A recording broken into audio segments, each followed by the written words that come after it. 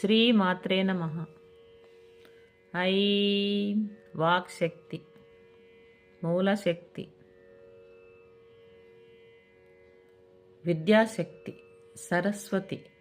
ఐం అంటే చదువుకు సంబంధించినది, జ్ఞానానికి సంబంధించినది, పాండిత్యానికి సంబంధించినది. క్లీం అంటే క్రియాశక్తికి సంబంధించినది. సౌమ్యత, కరుణ, ప్రేమ, సంబంధ బాంధవ్యాలు లాంటివి క్లీం.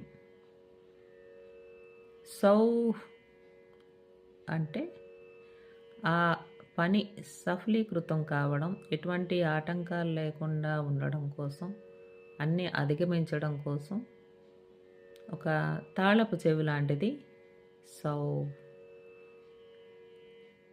అమ్మవారు మనకు రక్షణను ఇస్తారు, ధైర్యాన్ని ఇస్తారు.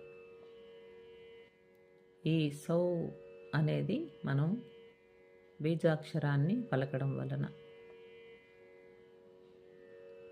ఒకటవది ఐం విద్యకు సంబంధించినది, క్లీం అంటే క్రియాశక్తికి సంబంధించినది, సౌ అంటే ఇచ్ఛాశక్తికి సంబంధించినది.